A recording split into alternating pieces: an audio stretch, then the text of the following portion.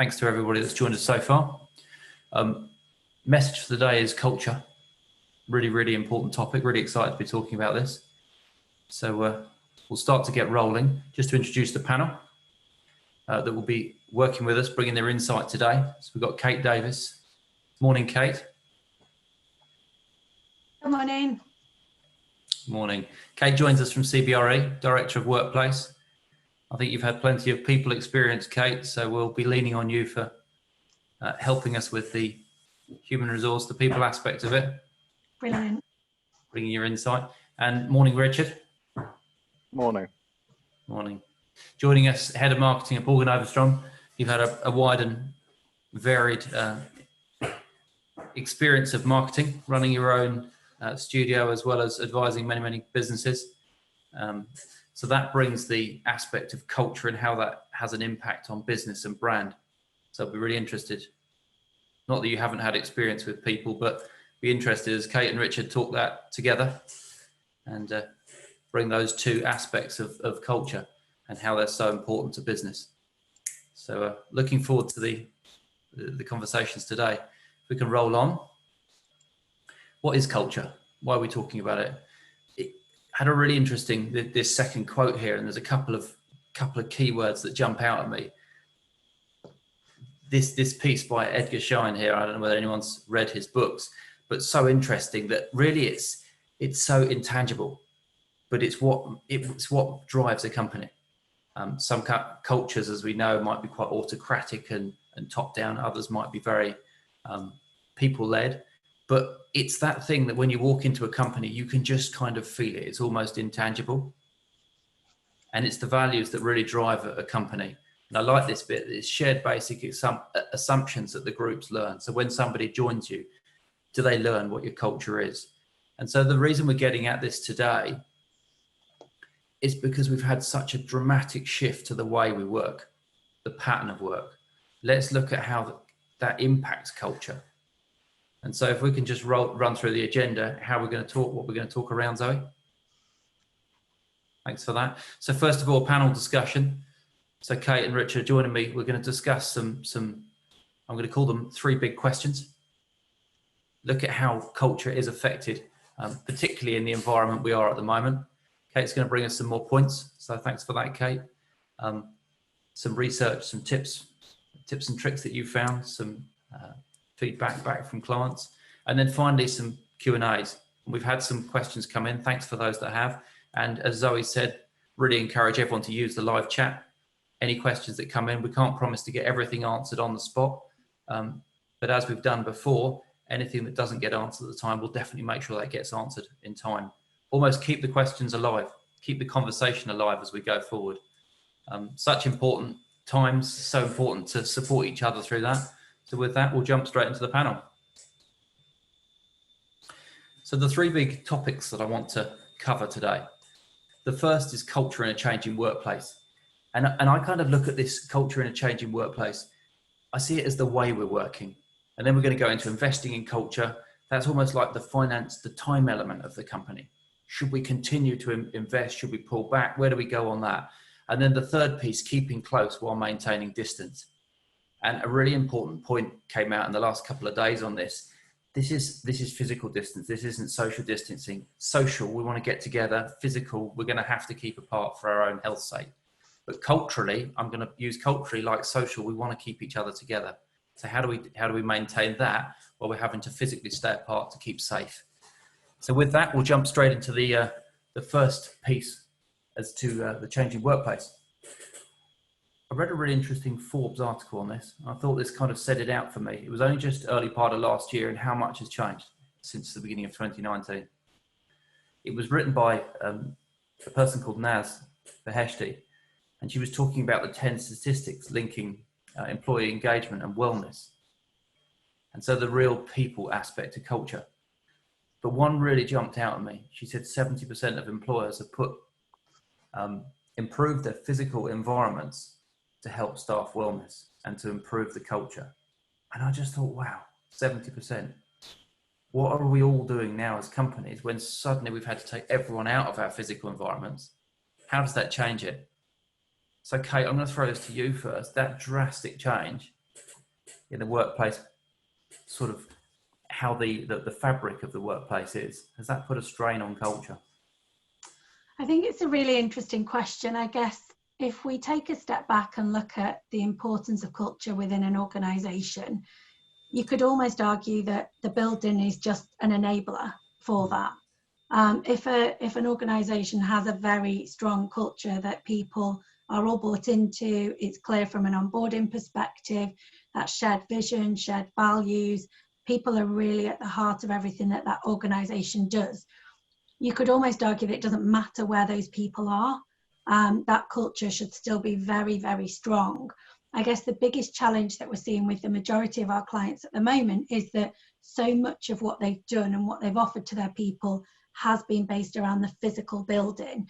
There's a large number of people who, prior to COVID-19, had never had the opportunity to work at home, or perhaps were of the belief that working at home just didn't work for them.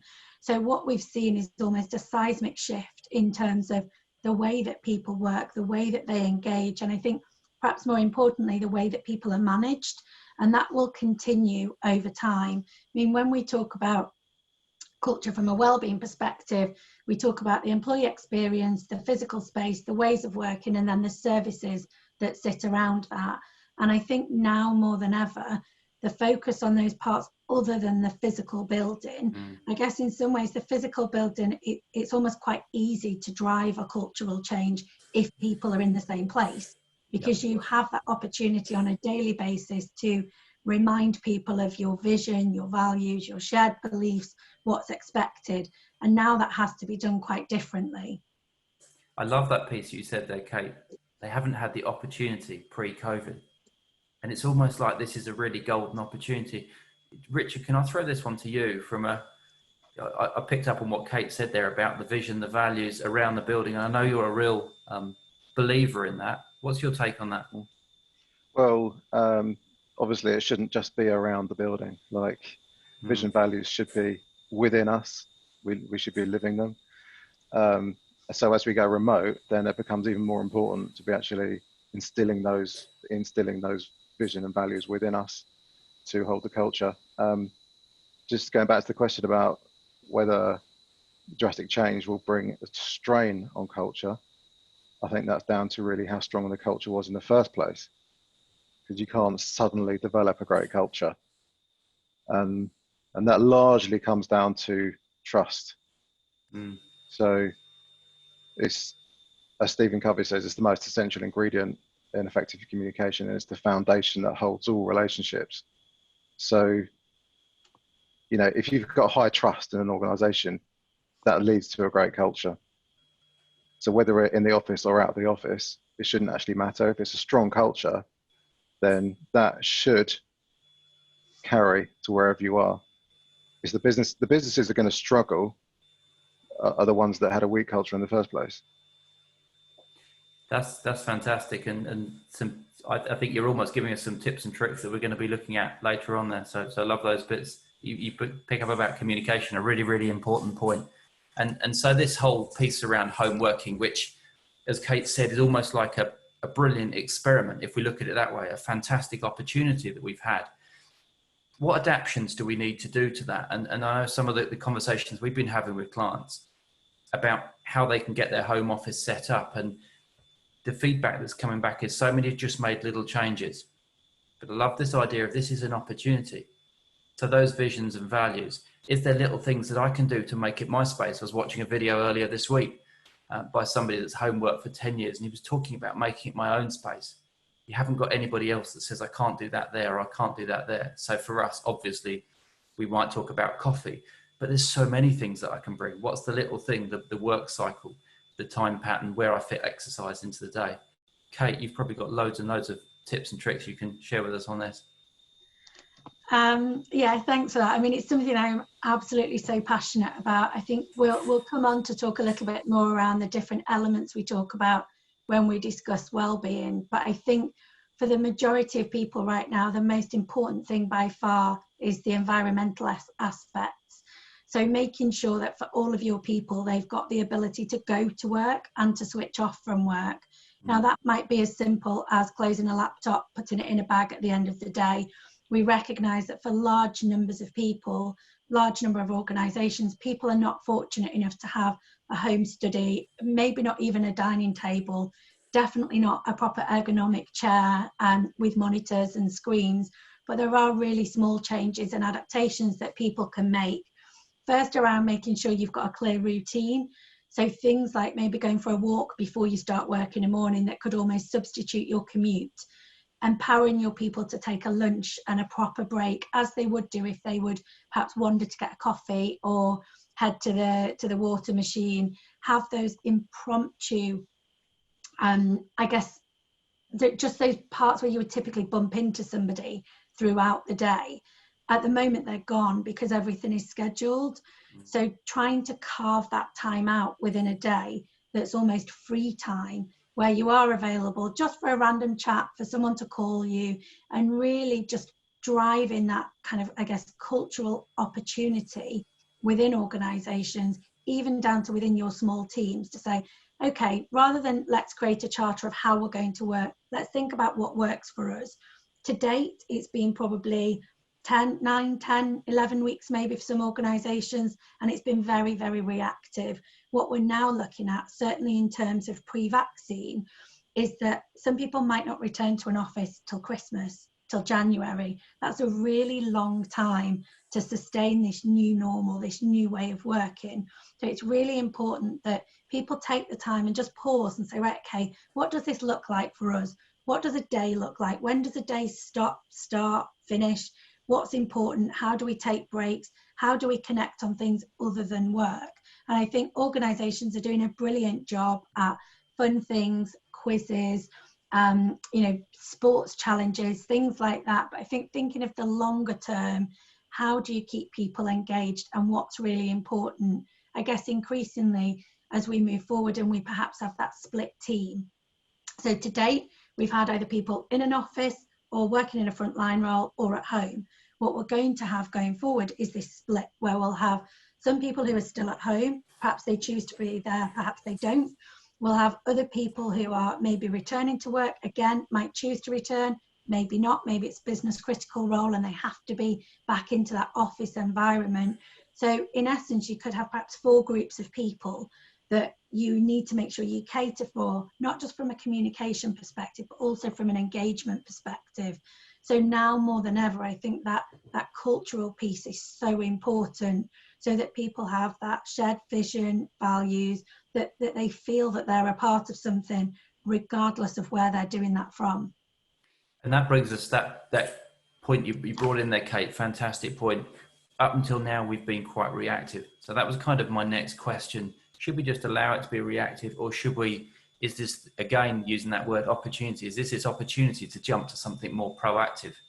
And I wonder whether Richard would perhaps just give us a couple of minutes when he said that cultures where they've struggled in the past, maybe they can take this as a chance to look at things differently. What do you think, Richard?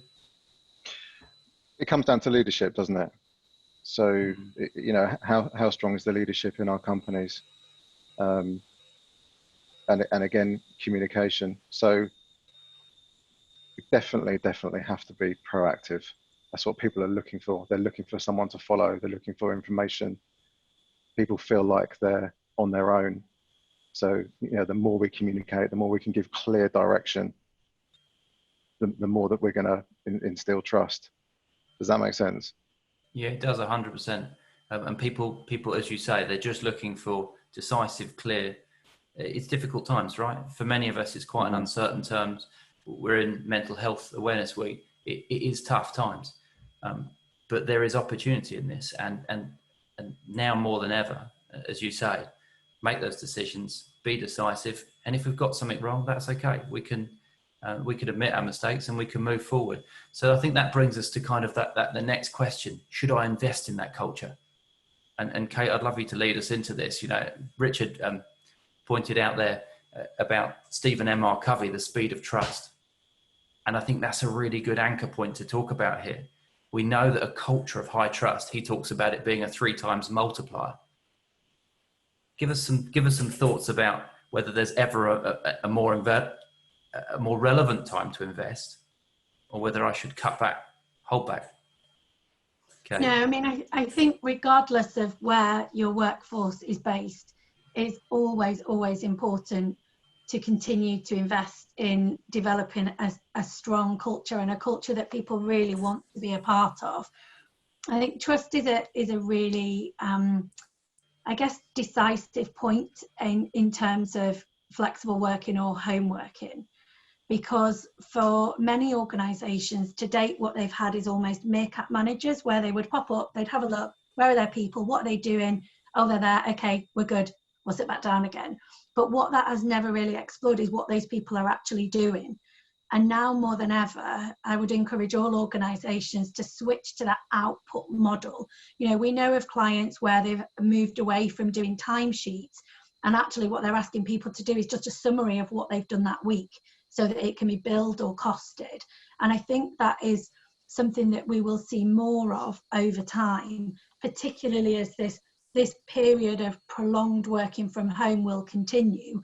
I guess the question is, how important is it to know what time someone logged in and what time they logged out versus what they actually delivered during that time? And if they did that in 3 or 4 chunks throughout the day, because perhaps they were homeschooling, they had care responsibilities, they felt it was better for them to go food shopping during the day, maybe it's quieter. We are in this really uncertain period at the moment. And I think, to Richard's point, it's so vital that we continue to drive whatever that culture of the organisation will be, not only now, but also going forward, because we've almost had, I guess, 180-degree turn in some aspects of becoming people focused. And we know that people are our most important asset. It's not about the buildings, it is about the people. But now more than ever, we have to encourage people to bring their whole self to work, whatever that might look like. If that includes children or pets or, you know, drilling going on in the background, we're having this window into people's lives that we would never have had before. And I think what that gives us an opportunity to do is to really drive that inclusivity and think about decisions that are being made by an organisation and how they might impact all demographics. You know, certainly within our own team, looking at our own UK business, we've got a huge number of people under 25, not necessarily just graduates, they might be apprentices, they might be new starters to the business. Often they're working at the end of their bed on a tray or on a table. That isn't sustainable longer term, not only from an environmental perspective, but also their physical and their mental health will be impacted. So are those people being considered in terms of those that might return to work, not because their role is business critical, but because it's critical for those as an individual to be able to return back to that office environment sooner rather than later. I love what you that little term you use, meerkat managers, because it rings so true, doesn't it? People pop up, they have a little look, and then they go back down again. And isn't it just so important, Kate, that that's going to be so obvious now more than ever that we are doing that style, because we check in, we want them on a Zoom, we want to call them, we want to whatever.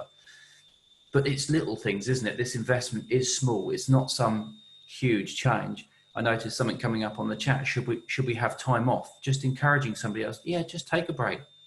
Have a bit of time. You know, I noticed your children crying in the background. As you say, we're getting that insight into the things that will really develop culture that people remember. Richard, you've probably got some thoughts on this. You could share with us.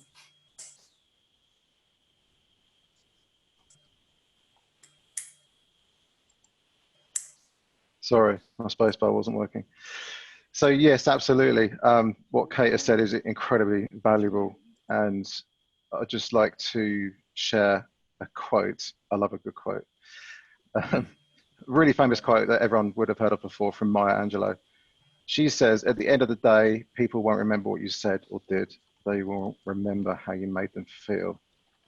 So I think it's really important that we bear that in mind, that people working from home, and talking about investment, we can invest in small things that don't need to cost a lot of money, but it's just a gesture that makes them feel good. So we might, for people who are working from home for long periods of time, and there's no kind of plan for coming back to the office yet, we do need to invest in their environment. So we need to consider that, you know, are they working on an ergonomic chair? Is that our responsibility to make sure they're care for it in that aspect. Are their digital communications good enough for what we need them to do for the company? And all this kind of thing, that's kind of physical investment. But then there's also things like training. So if people aren't working a full week anymore, we can still invest in those people by giving them access to training. So that's another area to investment that will make people feel like they're still wanted, still valued, and still can learn new things they can bring to the company. I don't know if those thoughts help. They're really good, and I love these little tips, because we sometimes think of investment as a huge thing, and do I need to start from the ground up? What I'm hearing from both of you, that's not the case. We don't need to rewrite the rule book. So much of this. Go on, Kate. I was just going to say, I think to add to Richard's point, and I've just noticed quite a few questions coming through on the chat as well on similar. So I think, one point to note is that for many organisations, they have got people on furlough. There are very strict rules about what those people can and can't do, but they can absolutely do personal development. So that learning at home is more important than ever. We're really, really fortunate within CBRE that we've got quite a big learning and development team who've very quickly been able to almost synthesize everything that's available into bite-sized chunks. But I would really encourage people, not only those who may be on furlough leave right now, but people who are in the office stroke online, to make that time to do those bite-sized learnings, whether it be LinkedIn learning, whether it be watching a TED talk, YouTube. Use all of your available internal technology and collaboration tools. Set up an L&D channel. It doesn't have to cost anything. People can just share interesting clips, podcasts, talks that they've been to, that will help. And I think, to Richard's point, it doesn't have to be a huge financial investment, not at all. One point I will just cover before we quickly move on is around leave. And I think, I've done so much research myself on this recently. I guess there's two angles to it. One is absolutely people have to take leave. Now more than ever, the way that people are working is so incredibly intense. It is call after call after call, video after video, without real any let up in there. So, I think great where organisations can encourage people and offer that carryover of leave, but people really, really do have to take leave. And I know it can be challenging, and people say, well, what will I do? I can't go on holiday. What will I do in my days off? So you just won't work. And that's what's important. You just won't work. You will switch off. Maybe you go for a walk. Maybe you cook something nice. Maybe you spend time with friends and family. Outdoor exercise is now unlimited. But that ability to completely switch off is more important than ever, to try and avoid that risk of people burning out. Because if people are working at home, they are on their own. They might not have boundaries. And so that ability to just disconnect, in the same way we switch our phones off, we switch our laptops off, we should also switch ourselves off, and just have that complete downtime. I second that, Kate, and I had that last week. I don't mind sharing that. I kind of, you reach that point of burnout when it's just all feeling like a snowball and it's going 24/7 and everything's blurring together. And I just decided to have an afternoon off, which I had to kind of force myself to decide to do it. And it was brilliant. It was a really valuable experience. And so for me, it was an impromptu decide to do, but maybe it's a more planned thing. As you say, that's different work for each of us. But as you say, people have to make that decision to want to take leave, because otherwise we're all in such a connected world, and we will be the kind of the victims of that. And that's definitely not going to drive culture. So yeah, very definitely second that point. So I think we've probably shared many tips on our third big question: how can we keep close while maintaining distance? But we could probably keep going forever, but we're going to have to respect the time. So I'm just going to throw in some top tips first, and we'll chuck that to you, Kate, again, if you don't mind.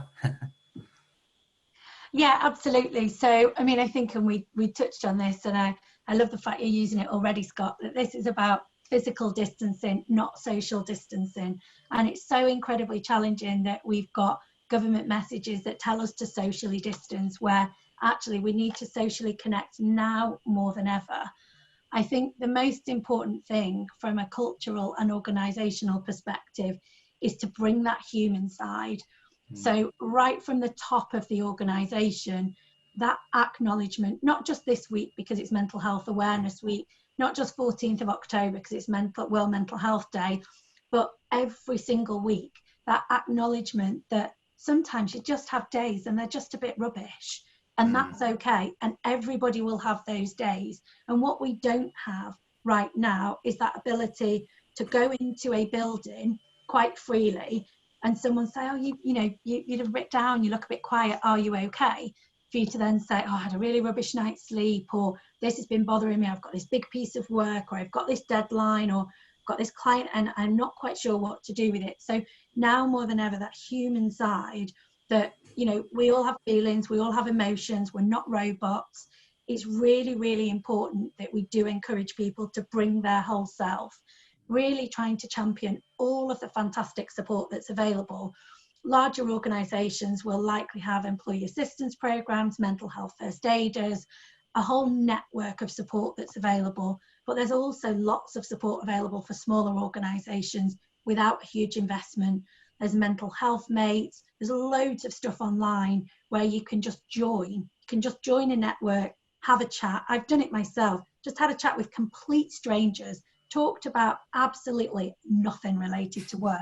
But you come away and you think, this is brilliant. I've met somebody from such a place I've never met before, from another area, and actually just that acknowledgement that with uncertainty does bring challenges. So that social connection, I would say, just keep going, whichever way works for your organisation. Make sure that it is two-way, it is engagement, it's not just push of corporate messages, and really celebrate the things that people are doing to try and keep their own spirits up. So it links straight back to that word that I saw Richard using a lot earlier, of communication, doesn't it? And you've just used there, Kate, and we encourage it, and whatever works. And if it doesn't work, don't be afraid to say. I've had days when it just feels like I'm zoomed out. I read an article last week on Zoom fatigue, and I don't know why it is, but I might be just overloaded, and just say, look, just give me a break. Just give me a minute.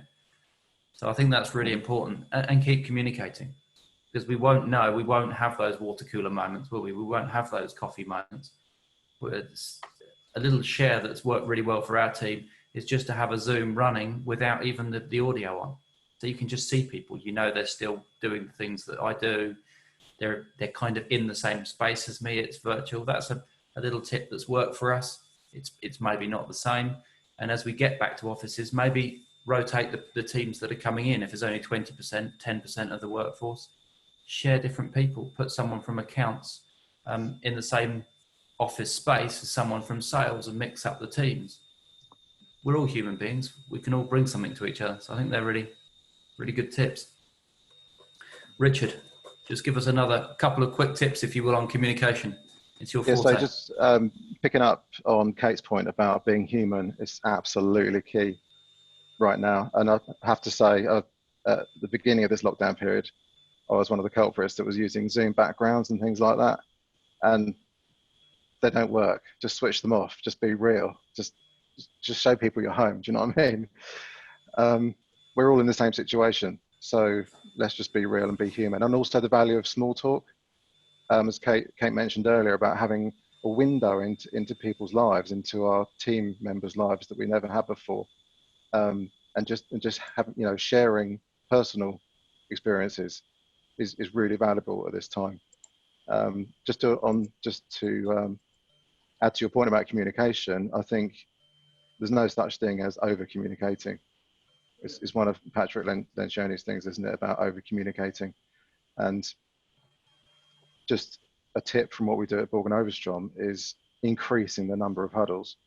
So in management, we used to have a daily huddle, and now it's twice a day. It doesn't last very long, but it's just the team checking in to make sure the left hand knows what the right hand is doing.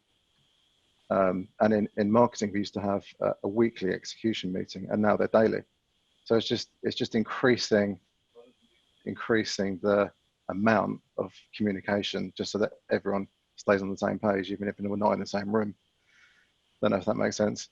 That's brilliant. I love those tips, and what's coming through it all is some really positive tips, and even what you were saying earlier, Kate, as to sharing if something's not gone so well, don't be afraid to share it. And that's almost like turning a negative into a positive. Just give us a couple of tips, if you will, on how you've found some of those bits, turning positivity up in the team. So I think really it's about understanding what works for your team. I mean, certainly within the workplace team that I sit, we made some, I guess, huge errors of judgment to start with around what people actually wanted and how they wanted to engage and what they wanted to hear and when they wanted to hear it. And I think it was almost just that firefighting moment of trying to just push stuff out to people. And the challenge was that everybody was trying to do it. So over the first couple of weeks of this kind of full lockdown by the government, we've got into a little bit more of a rhythm around, you know, we have an all hands, like entire business call on a Wednesday morning. That's where you know you'll get the latest and greatest what's happening across CBRE. We then have a workplace team that is every other week. And that's where you find out what your colleagues are doing. And then other than that, it's very much informal, impromptu conversations and discussions that happen without that real schedule or structure, where initially we'd probably gone to the let's just tell everybody everything immediately as it happens, without recognizing that people have still got their day job to do. And it's a huge period of adjustment for so many people. You know, there are large numbers of our population that are working at home with maybe two or three other people who are also trying to work at home. And that is a very different environment to what people are used to. Typically, they would have worked at home on the one day they knew that their partner or their children were not going to be there. So all of a sudden you have this very strange, almost like co-working concept where you've got some children trying to be schooled or not, because maybe they're choosing not to do that.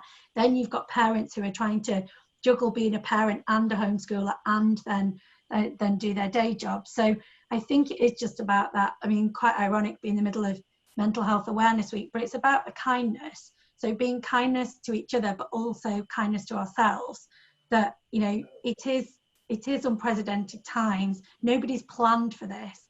And actually, we will need to just continually adjust our sails to make sure that we get things right. And as you say, if it's not right, let's just admit that's not right and not try to force something.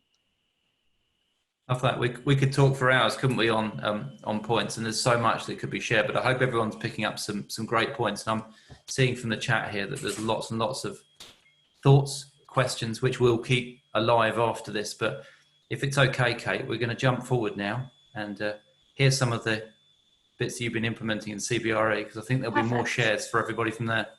Yeah, so just to say, this won't be death by PowerPoint. I really like the interactive discussion. This is just a few hints and tips, really. We do have a wellbeing advisory where we work with clients on developing wellbeing programs. So that might be their physical space, their ways of working, or their service and FM wrapper that goes around that, really, to bring it to life. So first of all, just starting with, ask a number of our clients, what is wellbeing? Because I think it is very personal, it's very subjective. Obviously, the bigger the word, the more people said this. So as you would expect, healthy, happy, balanced, safe, tranquil, feeling really comfortable. And I'm sure we can all relate to that. Do you want to go to the next slide, Zoe?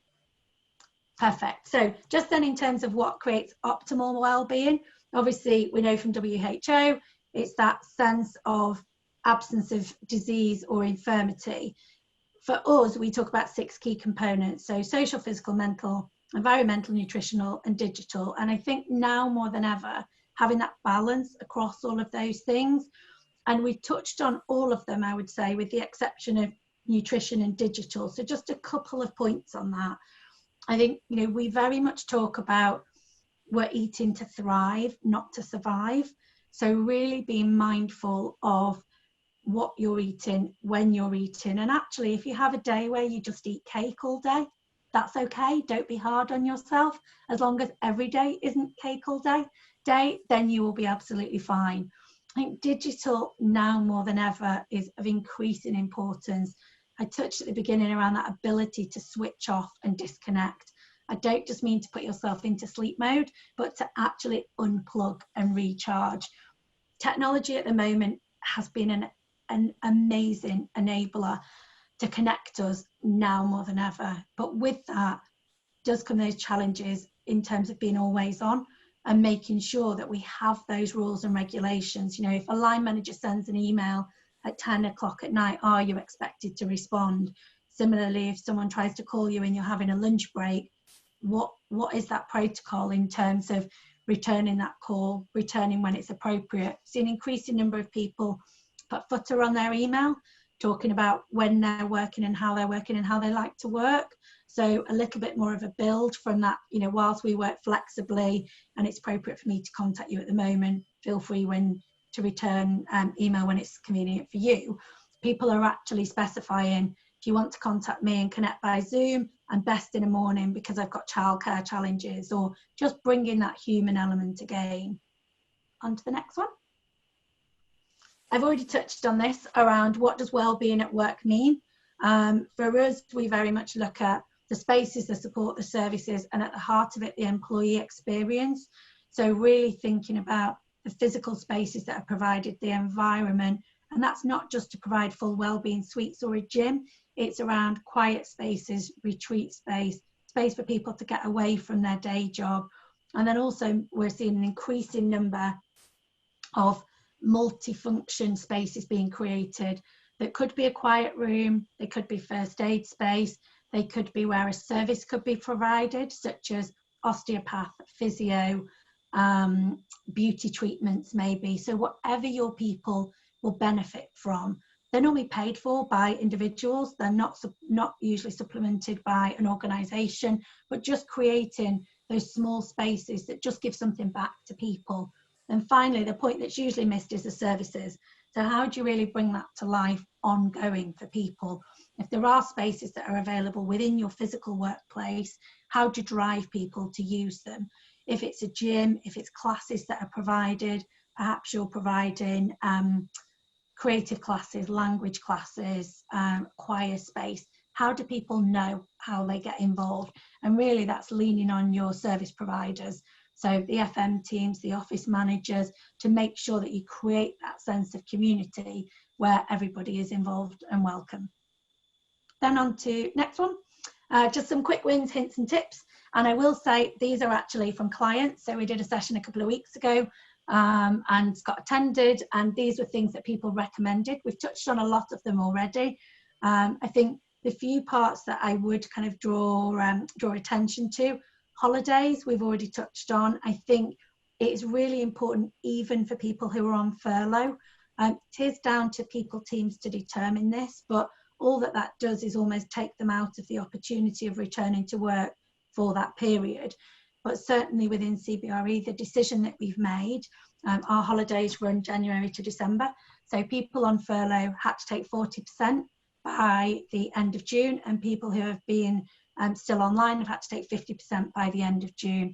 And we're using line managers to proactively encourage that, because it is really important, not only that people take the time off and actually have a break, but also that we don't end up, we're a consultancy organisation, we don't end up with this huge backlog where people are just not available to deliver and support our client community. I think the final point, just before I wrap up on this, is to be happy, healthy and be you. I think we've touched already on bringing your whole self and how important that is. I think especially from a cultural perspective, you know, we're all striving to develop that diverse, inclusive culture, but now is a really great opportunity where you can find out so much more about people, because gone is almost that corporate front that you would have in going to an office.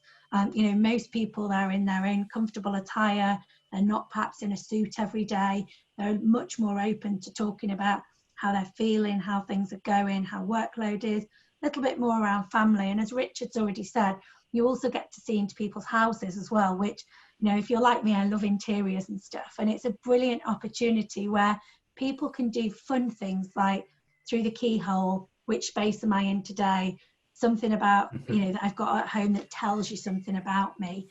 So really trying to just drive that opportunity to build a community virtually that you wouldn't ordinarily have when in the same office space.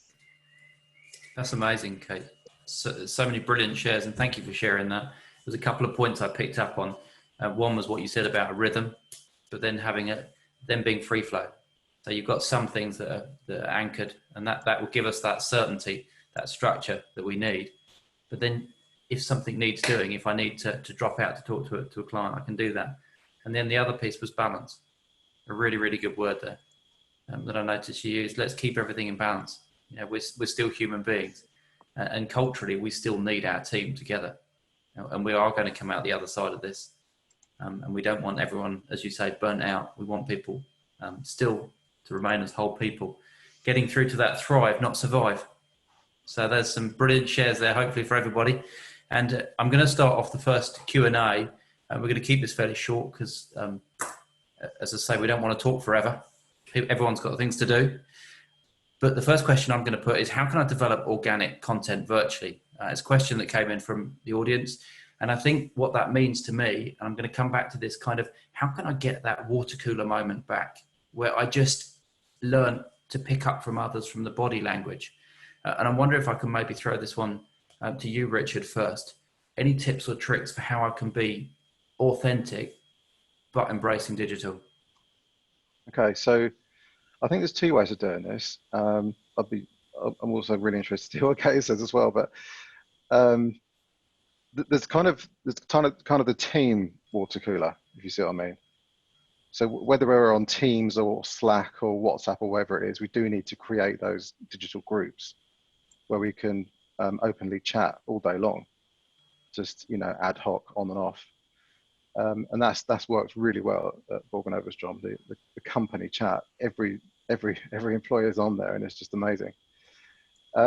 The second thing is more personal, and I think checking in with people on a personal level, just to phone them up, maybe not a Zoom call, take the pressure of video away from it, just a phone call to say, are you okay? You know, just check in, take the temperature.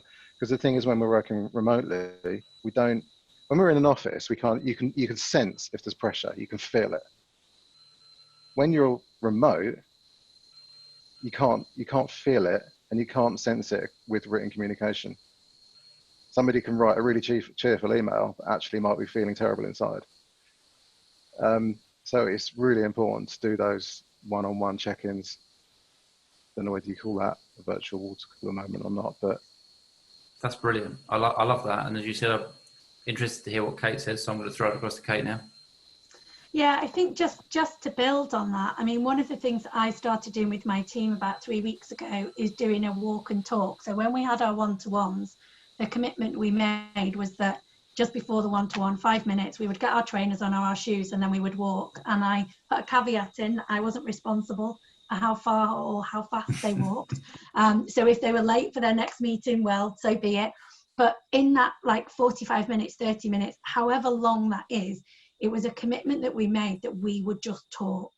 So I think there's something that is very different about walking. You know, you look at all of the negotiation training, you are so much more likely to succeed if you're walking than if you're sat across from somebody. So I think what I found with that is people are much more open about how they're feeling and how things are going. Especially if they've made that commitment, they will go out of where they're usually working. So they're out of earshot of other people. So if they are really struggling, they tend to tell you. So I think things that are very, very small, very minimal investment really can drive a lot more of that kind of organic conversations and content than perhaps doing everything by Zoom or by video. And also then recognizing that for some people, they do feel quite nervous on a camera, not for any reason at all, other than there's just a vulnerability of somebody seeing if, you know, your house or your office or your bedroom is a bit untidy behind you. You sort of think, oh, people will judge me. You know, I'm currently working in, can't show you, but a complete building site, hence being sat in front of a white wall. But, you know, I think it's just that sense of take those opportunities where they are, but make sure that, coming back to that lessons learned, make sure that they're right for you. Is it that, you know, certain leaders or managers block half a day every week or every other week and say, I'll just be on Zoom or Skype, or drop in, have a chat with me, have a coffee, eat your breakfast with me, whatever that might be. I think it really is about understanding what's right for your people, and what is it that they're missing. If it is the water cooler moments, how do you recreate them virtually without saying, you know, at 2 o'clock on a Friday, we're all going to come on and chat. And people be like, well, I try and take Fridays off because that's my day for catching up. So trying to drive that inclusivity as well. It's about being creative with it, isn't it? And I wonder whether we can just throw the final question in. And I don't mind what's wrapped into this question. Maybe some shares of pitfalls, things that we've found that haven't worked so well for us that we can share with others. Perhaps I'll chuck this one. Kate, is it all right if I throw another question straight back at you? Of course it is. I've probably got loads actually. So I guess on a very personal note, for myself is boundaries. So one of the things that I learned very quickly within the first 3 or 4 weeks, particularly because of the work that we do. So our initial phase of, I guess, react, we talk about react, adapt and transform in terms of this, the whole pandemic. So our react phase was really trying to help our clients get set up to work from home, whether that be traders that have never worked from home, risk and compliance complications, technology setup, ways of working, supporting HR teams, whatever that might be. So it was very full on, very, very intense. And what I very quickly realized is the more you do, the more you can do. So we've got to be disciplined, and we've got to be disciplined ourselves and also with our teams and with our people. So across the organization, that discipline and boundaries needs to be respected. If somebody says they're logging off, that means they're logging off. It doesn't mean, oh, can you just? So I think from a cultural perspective, just being really mindful that everybody is at different points with this, and everyone has different ways of working, and also everyone has different times where they're at their best. For some people, they're absolute early birds. They love nothing better than a 7:30 call in the morning. Other people are like, actually, I get my energy as the day goes on. So give me a 6 or 7 o'clock at night call across the globe. I'm happy with that. So it really is about making those adjustments. But I think being true to yourself and saying, actually, this is not working for me, and these are the changes that I'm now going to make. One thing I will say, anyone who has Microsoft Analytics, it's got a brilliant part where you can just ask it to assign things for you. If you're using Office 365, I can absolutely recommend it. So for me, I didn't have focus time. You just hit a button and it fills your calendar with it. So brilliant, free tool that's available. I think you can buy add-ons to it, but great thing to just set up from the outset. Thanks for sharing that. Okay, that's brilliant. For me, the pitfall for me is if you make a mistake, admit it fast, correct it. And as I picked up yesterday, it's not what you say you're going to change, it's what you do. It's how you have reacted to that change. So if you've made a mistake and you've let the team down, explain that you've made a mistake. We're all human, and they all appreciate that honesty. But correct it fast, and correct it in action, not just in saying I'm going to correct it and then not actually correcting it. So that's a pitfall that's probably particularly harder on this digital platform, because things can, I'm going to use the word fester, because you don't get those check-in moments when you know how your other team members are thinking or feeling, and so you need to work a bit harder to pick up. But we are humans, and honesty is a fantastic tool. So Richard, perhaps a point to share before we finish off. I think the biggest pitfall I can share is going silent. So there's nothing worse, especially for those of us in leadership roles. There's nothing worse than going silent on your team. Kills motivation, it kills trust. So we need to be really, really mindful about how much we're keeping in touch, how much we are communicating. I've learned that from bad experience myself. That's fantastic. Well, look, we've shared 50 minutes of time. I hope it's been absolutely action-packed. Massive thanks to you, Kate. Massive thanks, Richard, for everything you've shared. Absolutely fantastic. I hope everyone's got something to take away. And I think the closing shot we want to make is that there's an opportunity in this, and there is good to come out of it. And if we're going to drive culture up, I think that the takeaway for me is that it's little things. This isn't about ground-up changes. This is about so many opportunities we can take at the moment. There is challenges, we're aware of those, and we're not unmindful of those. But let's give everyone a sense of hope, a sense of positivity, that there's so much little things that we can be doing. Unless either of you have got anything to close. No? No, I think just to say there's quite a few brilliant questions that have come through, and we will try and follow up after this with responses and kind of ideas to there. So if anyone does have any other questions, just pop them in the chat. I point to the right because it's always on my right, but I know for some people it might be at the bottom. But just put any questions in there before you disconnect from the call. Fantastic. Thanks for that, Kate. Great reminder. And we'll collect all those together. And as you say, we'll share them around. Keep the conversation alive, as they say. So big thanks. And with that, have a fantastic Thursday, everybody. Enjoy the sunshine and keep well. Thank you, Scott. Thank you, everyone that joined. Thank you, Kate.